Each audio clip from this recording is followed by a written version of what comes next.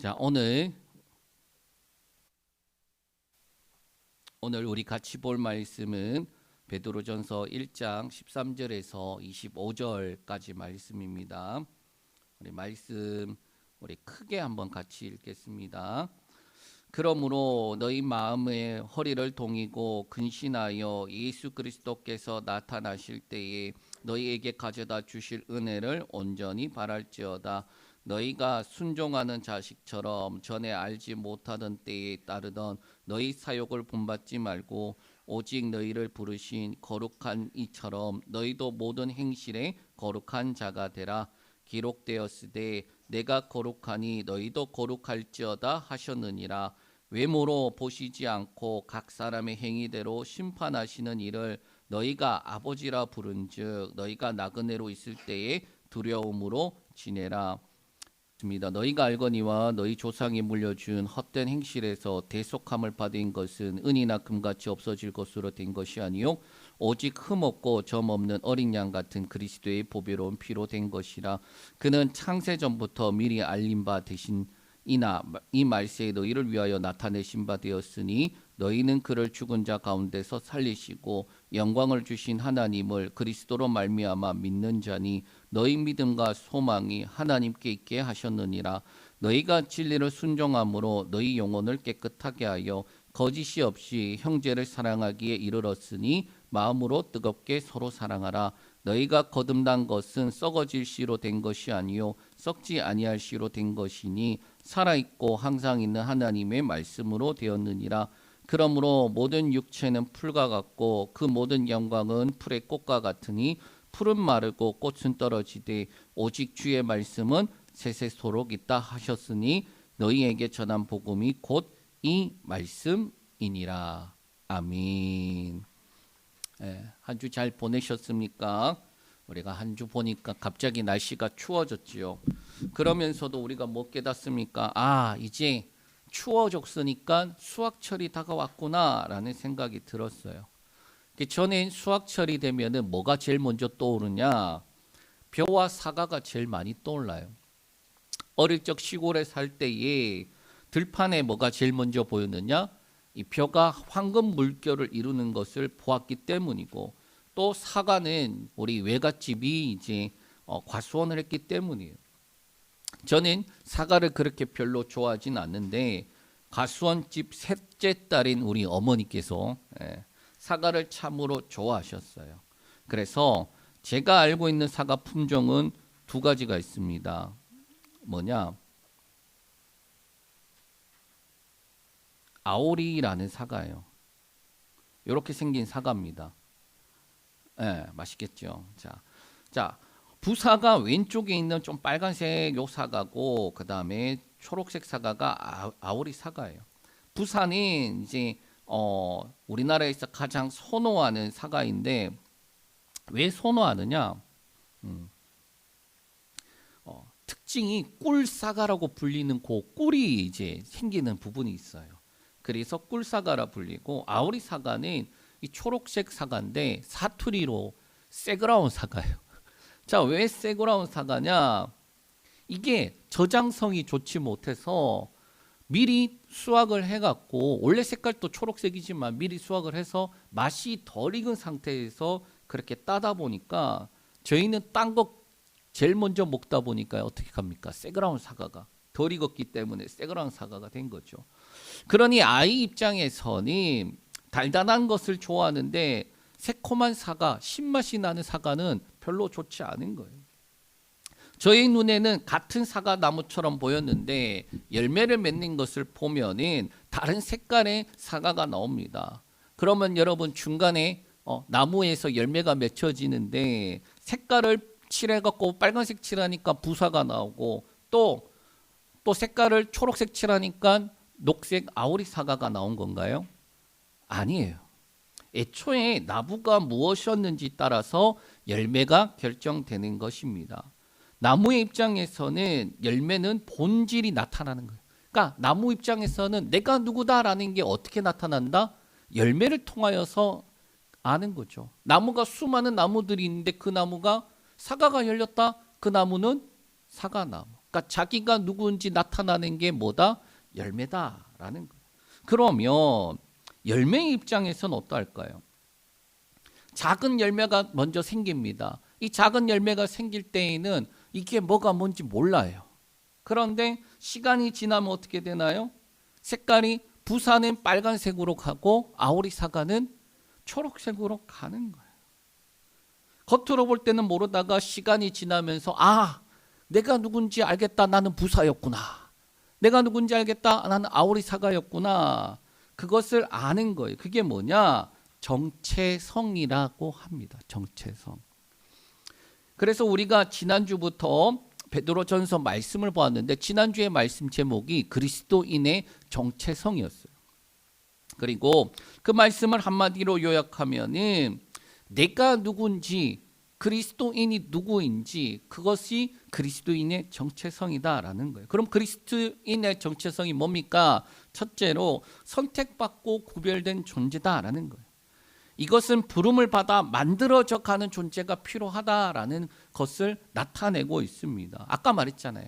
나무에서 그 나무가 열매를 결정하는데 그런데 열매 입장에서는 시간이 지나야지 내가 무슨 열매였구나라는 걸 아는 것처럼 선택받고 구별되었다라는 것은 단지 그냥 너 예수 믿고 구원받아 천국 가기로 선택되어서 그게 아니라는 거예요. 그것을 넘어서는 말씀이에요. 둘째로 나그네요. 하늘 시민이 이 땅 가운데 살아가는 것입니다. 그래서 나그네고 외국인처럼 살아가야 돼요. 그 말은 이 땅에 살아가는 것이 쉽다 어렵다?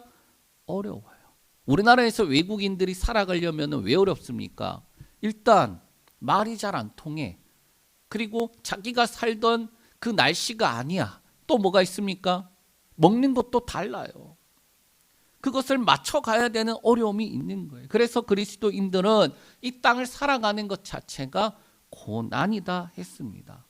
마지막으로 그리스도인의 정체성은 십자가와 부활을 믿어 시작하는 거예요. 성령의 내주로 증인으로 살아가는 과정을 바로 그리스도인의 삶이에요. 이게 뭐냐? 그리스도인이 삶 가운데서 점점 자기 정체성이 나타나는 그 열매를 맺어가는 과정이다라는 거예요. 시작이 뭐다? 예수 그리스도의 십자가와 부활. 그것을 믿음으로. 그리고 그게 끝이 아니라 시작이라 했습니다. 성령의 내주를 통하여서 열매를 점점 맺어가는 과정이 바로 우리가 살아가는 과정이다. 이런 정체성은 어디로부터 할 수 있느냐? 바로 나무로부터 열매가 영양분을 공급받아 자라가는 것처럼 하나님이 우리에게 뭘로 주시는 겁니까? 은혜로 주시는 것들이. 그 은혜로 우리는 첫째로 산 소망을 가졌고 둘째로 썩지 않은 유업을 가지며 믿음을 통해 예비한 것을 얻게 되는 그 능력을 우리가 가졌다라는 거예요. 자, 이 모든 것이 있어서 시간만 지나고 나면 짠 하고 열매가 맺히면 좋은 열매가 되느냐? 아니에요. 그러니까 이 모든 것들이 다 갖춰서 당연히 맺혀져야 되는데 농사를 져본 분들은 알아요. 내가 좋은 씨앗을 뿌렸고 또 열심히 가꾸고 그렇게 했다 하더라도 수확할 때에 뜻대로 되지 않는 부분이 생깁니다. 뭐 때문에? 자연재해. 태풍이 불고 그리고 홍수가 나고 그러면은 열매가 잘 자라다가 어떻게 합니까? 태풍 한번 불면은 우두두두두 떨어지는 거예요. 그러면 어떻게 되느냐? 사람이 손으로 따면은 상품이 되는데 바람에 의해서 태풍에 의해서 떨어지면 어떻게 되느냐? 상품 가치가 떨어져요. 농사 짓는 분들은 알아요. 이거를. 수확하기 전까지 마음을 놓지 못하는 거예요. 자, 그게 고난이다라는 거예요. 알았어요? 자, 지난 시간에 이런 부분들을 나누었습니다. 그래서 고난이 주어지면 떨어지는 과실은 상품 가치를 잃어버리지만 떨어지지 않고 잘 매달려 있는 그 과실은 어떻게 되느냐? 영광을 얻게 된다. 그러한 내용들이에요. 자, 이러한 배경을 가지고 오늘은 그리스도인은 어떻게 살아야 하는가? 그 첫 번째 시간을 같이 한번 듣겠습니다. 먼저 13절 말씀인데 13절 말씀 읽겠습니다. 그러므로 너희 마음의 허리를 동이고 근신하여 예수 그리스도께서 나타나실 때에 너에게 가져다 주실 은혜를 온전히 바랄지어다. 아멘.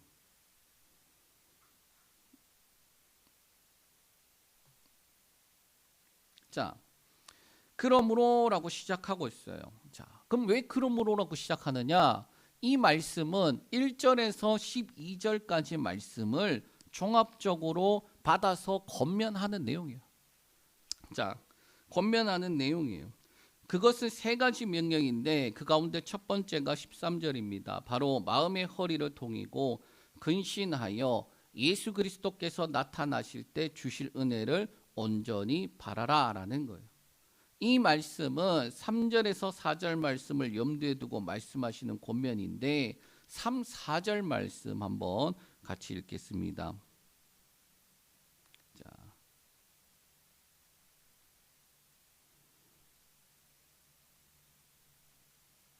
우리 주 예수 그리스도의 아버지 하나님을 찬송하리로다. 그의 많으신 긍휼대로 예수 그리스도를 죽은 자 가운데서 부활하게 하심으로 말미암아 우리를 거듭나게 하사 산 소망 있게 하시며 썩지 않고 더럽지 않고 새하지 아니하는 유업을 있게 하시나니 곧 너희를 위하여 하늘에 간직하신 것이라. 아멘. 자, 3절에 하나님께서 주신 은혜는 예수 그리스도를 통하여 십자가와 부활의 은혜예요. 그리고 그 은혜를 통하여 거듭난 이들에게 산 소망을 주시며 유업을 있게 하는 그 은혜를 주신 겁니다. 그런데 산 소망과 유업을 있기 위해 무엇을 하라라는 겁니까?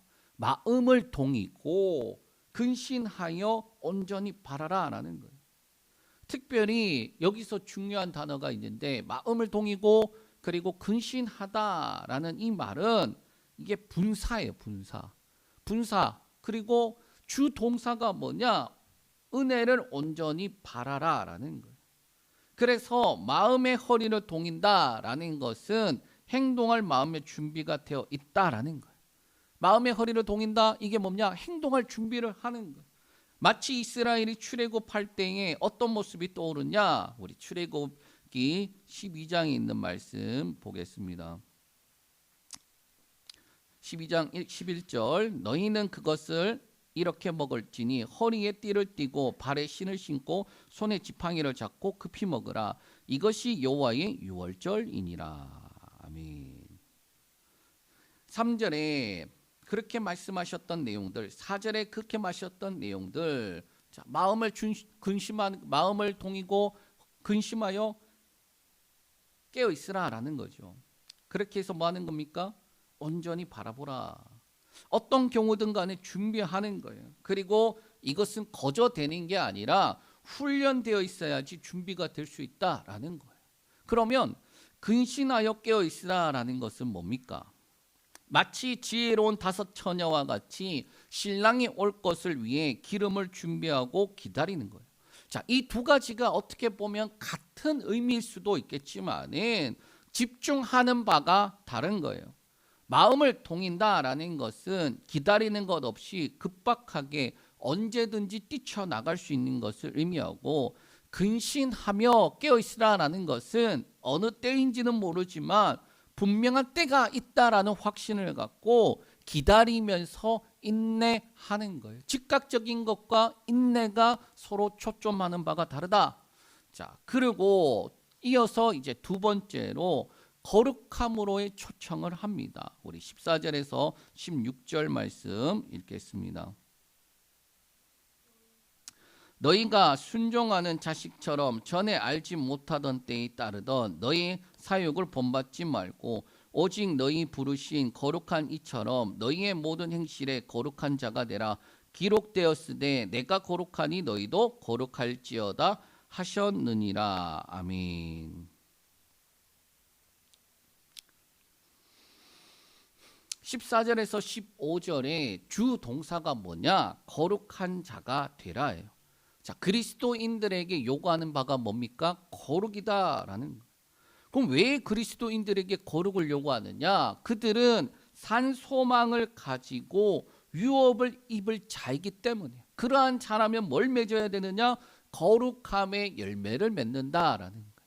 너희가 산 소망을 가지고 있니? 그리고 하나님으로부터 그 유업을 받는 사람이니? 그렇다면 너희 삶 가운데 뭐가 맺느냐? 거룩함이란 열매가 맺는 거예요. 왜 거룩함의 열매가 맺느냐? 하나님이 거룩하기 때문에 너희도 당연히 거룩하다라는 거예요. 그 이유에 대해서 14절에 이렇게 좀 더 다르게 표현하고 있습니다. 전에 알지 못했던 때에 따르던 너희가 너희 사욕을 따랐는데 이제는 순종하는 자식이 되었기 때문. 전의 존재는 거룩함과 전혀 거리가 먼 존재들이었는데 그래서 죄의 종, 마귀의 자식, 불순종의 자식들이었는데 이제는 어떠합니까? 예수 그리스도를 통하여서 하나님을 아버지라 부르는 하나님의 자녀가 되었다라는 거예요. 그렇다면 15절에 어떻게 됩니까? 부르신 거룩한 이처럼 너희는 모든 행실에 거룩한 자가 되라라는 거예요. 누구의 자식이냐에 따라서 그 DNA가 결정되잖아요. 우리가 부모를 닮잖아요. 왜? DNA를 가지고 있기 때문이에요. 전에 불순종의 자식들이었지 그럼 순종을 절대 할 수 없는 거예요. 그러나 이제 예수 그리스도로 말미암아 하나님의 자녀 순종하는 자식이 되었기 때문에 뭐 하는 거예요? 그럼 순종의 열매를 맺는다라는 거예요. 좀 더 바꾸어 말하면 하나님이 거룩하시다면 그 거룩한 DNA가 우리 삶 가운데 동일하게 나타나는 것이 당연하지 않겠느냐라는 거예요. 특히 여기서 알지 못할 때에 너희가 그렇게 했다라는 게 뭐냐?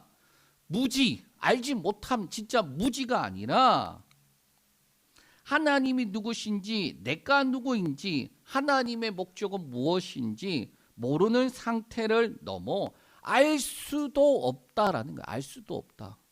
모르는 게 몰라서 모르는 게 아니라 알 수 없는 존재다라는 거예요. 반대로 하나님의 자녀인 존재라면 아는 것을 넘어 마땅히 열매가 맺어지는 상태, 바로 순종의 상태가 되어야 하지 않겠느냐라고 말씀하는 거예요. 그리고 그것은 16절의 말씀을 사례로 들어서 말씀하고 있습니다.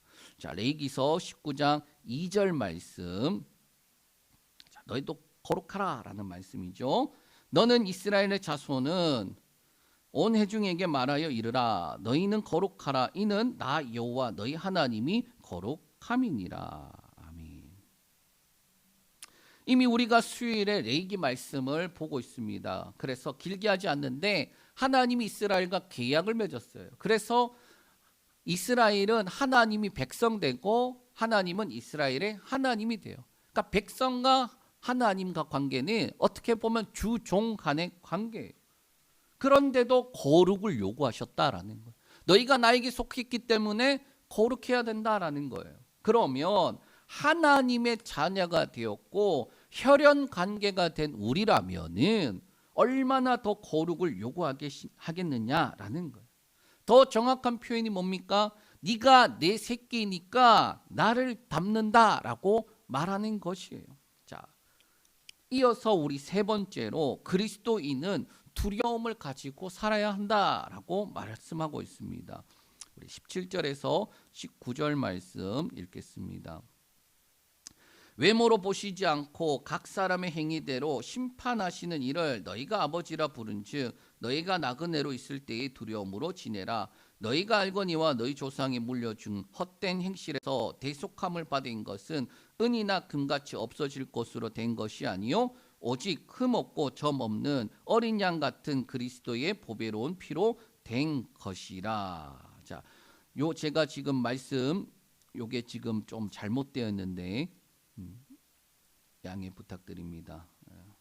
자, 17절에 두려움으로 지내라라고 말씀하고 있어요. 자, 이 두려움이 뭐냐? 단순하게 공포나 걱정을 의미하는 것이 아니라 영광을 얻기 위해 마음을 동이고 근신하는 이유와 동일한 거예요.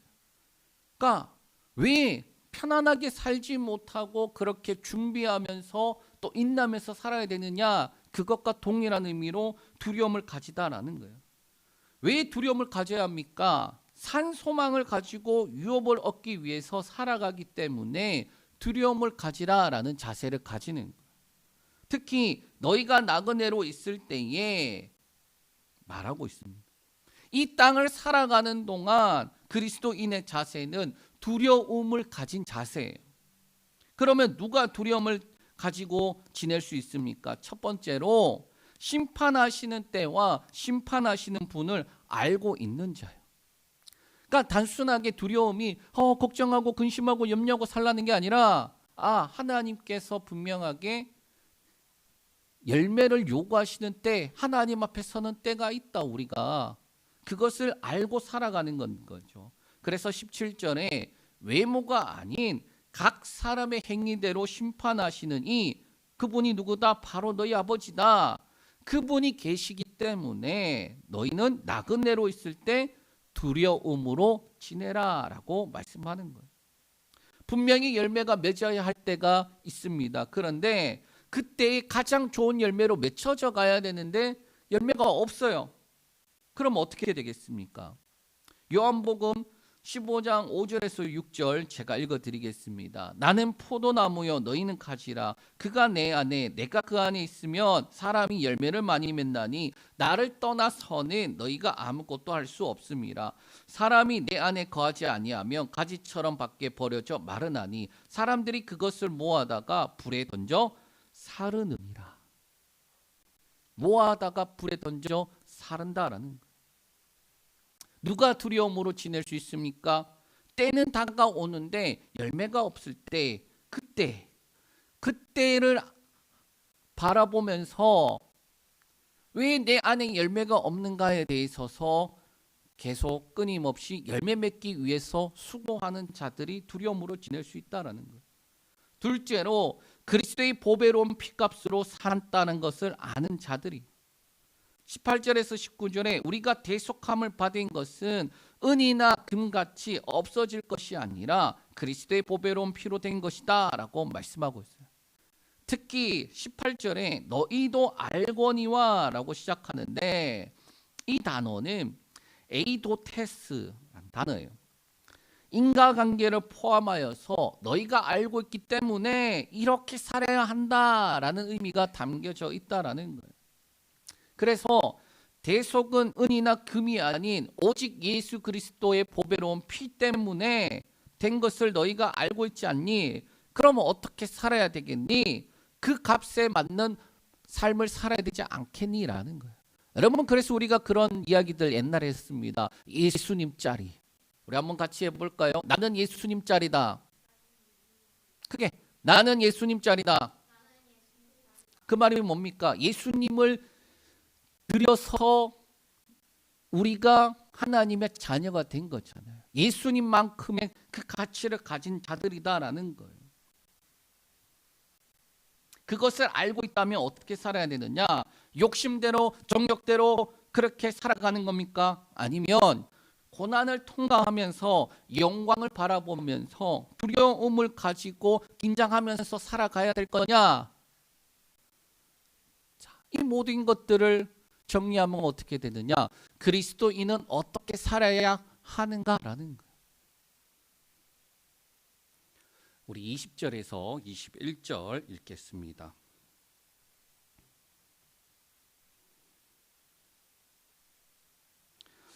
그는 창세 전부터 미리 알리신 바 되나 대신이나 이 말세에 너희를 위하여 나타내신 바 되었으니 너희는 그를 죽은 자 가운데서 살리시고 영광을 주신 하나님을 그리스도로 말미암아 믿는 자니 너희 믿음과 소망이 하나님께 있게 하셨느니라.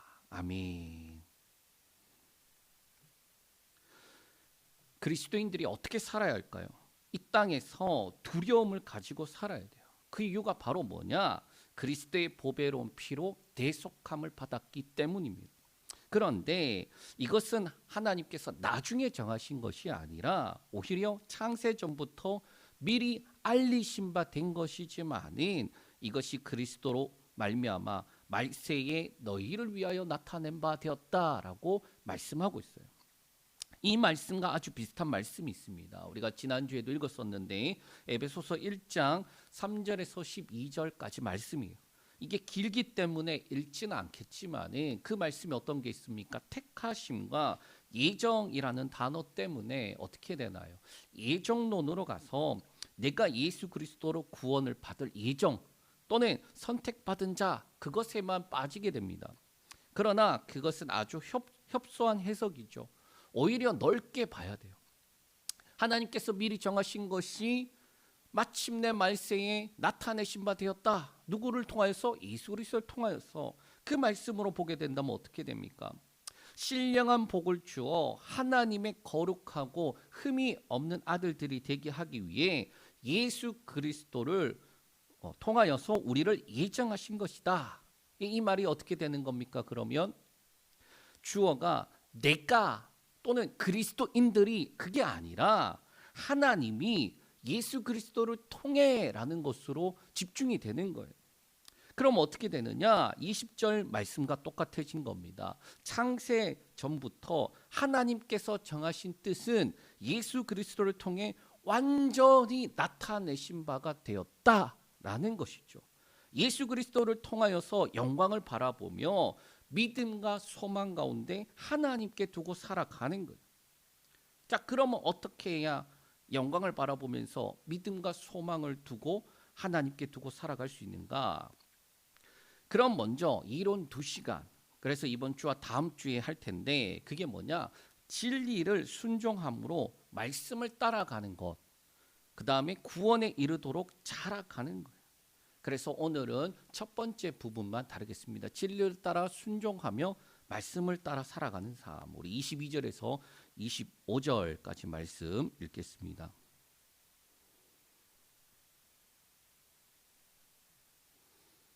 읽습니다. 너희가 진리를 순종함으로 너희 영혼을 깨끗하게 하여 거짓이 없이 형제를 사랑하기 이르렀으니 마음으로 뜨겁게 서로 사랑하라. 너희가 거듭난 것은 썩어질 씨로 된 것이 아니요 썩지 아니할 씨로 된 것이니 살아있고 항상 있는 하나님의 말씀으로 되었느니라. 그러므로 모든 육체는 풀과 같고 그 모든 영광은 풀의 꽃과 같으니 풀은 마르고 꽃은 떨어지되 오직 주의 말씀은 세세토록 있도다 하였으니 너희에게 전한 복음이 곧 이 말씀이니라. 아멘. 거룩한 삶을 살라라는 부르심, 그것이 어디로 확장됩니까? 교회 안에서 지체들에게로 확장돼요. 그러니까 야 너희 거룩한 자가 되라라고 할 때에 난 거룩한데요, 나만 거룩한데요, 이게 아니라 교회 안에서 지체까지 확장돼야 돼요. 개인에게서 공동체로 넘어가는 거예요.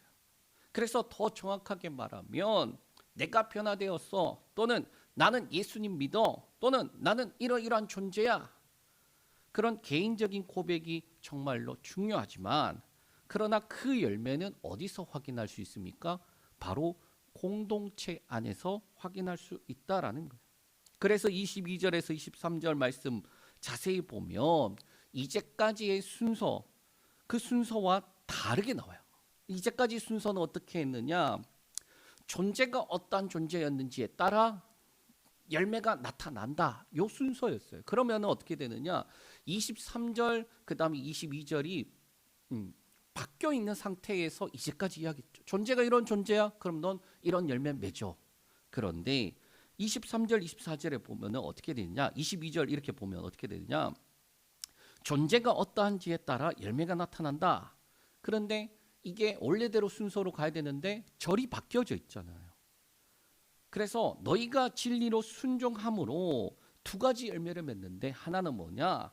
자신의 영혼을 깨끗하게 하는 것. 다른 하나는 거짓 없이 형제를 사랑하는 것. 그것을 맺는 것은 이유가 뭐냐? 23절에 너희가 거듭났고 썩지 아니할 씨로 되었고 살아있고 항상 있는 하나님의 말씀으로 된 것이다. 그렇게 말하는 거예요. 존재가 이러한 존재니까 마땅히 이런 열매를 맺어. 나무의 입장에서는 그렇습니다. 그런데 열매의 입장에서 보면 아까도 이야기했잖아요. 작을 때에는 이 열매나 그 열매나 거의 비슷비슷해요. 그런데 그 열매가 시간을 따라서 어떤 열매로 나타납니까? 각자 주어져 있는 그 본질대로 나타나는 거예요. 그러면서 그 나무가 사과나무였구나, 이 나무가 감나무였구나.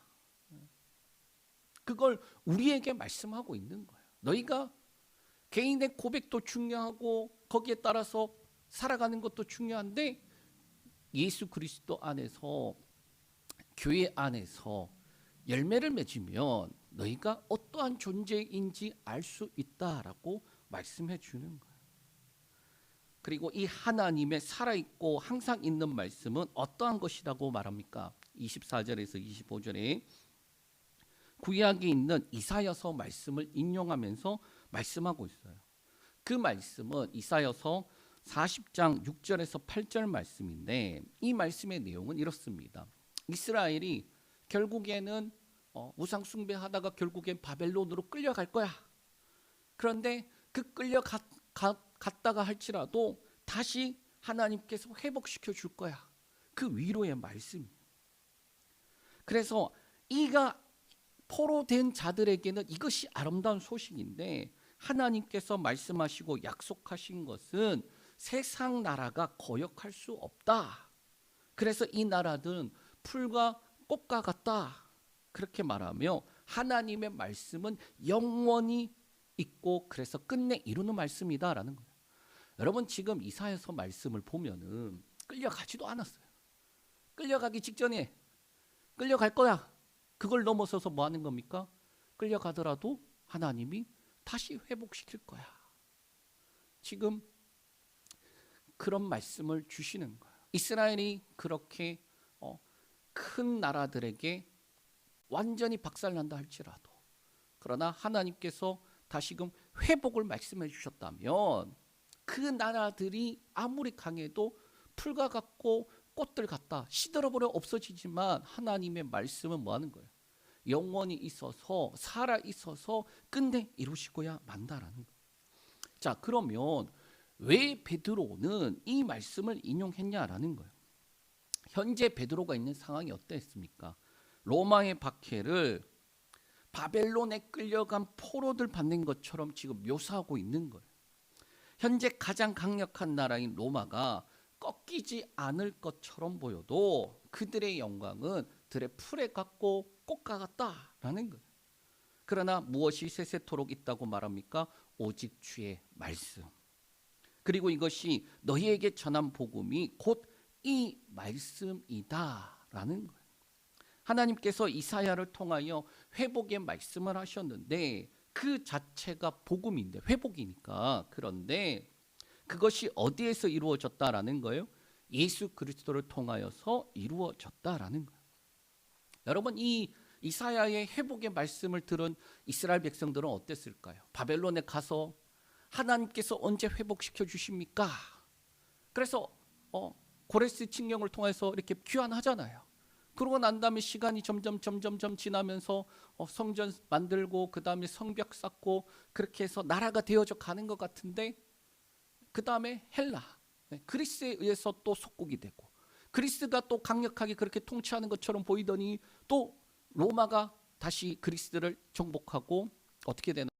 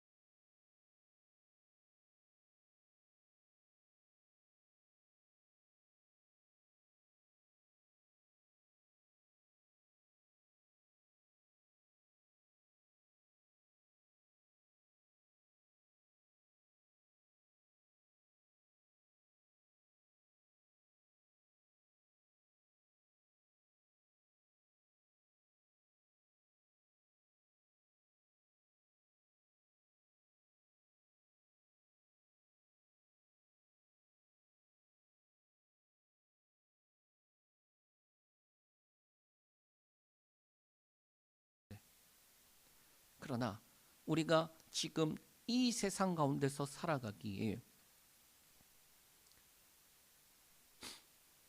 썩어질 세상에서 살아가기에 때때로는 베드로가 말한 것처럼 바벨론에 살아가는 자들처럼 로마의 박해 가운데 살아가는 자처럼 그렇게 살아가기에 나는 무슨 열매인지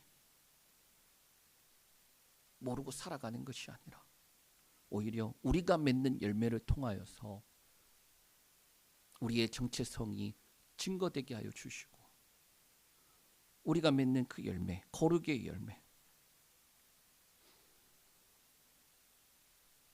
썩지 아니한 유업을 가진 그 소망이 넘치게 하여 주시옵소서. 오늘을 살아가는 그리스도인들에게 하나님 주님 앞에 서서 주님 다시 오심을 바라보며 영원히 변하지 않는, 그래서 살아있는 그 말씀을 바라보며 살아갈 수 있는 귀한 삶이 되게 하여 주시옵소서. 예수님의 이름으로 기도합니다. 아멘.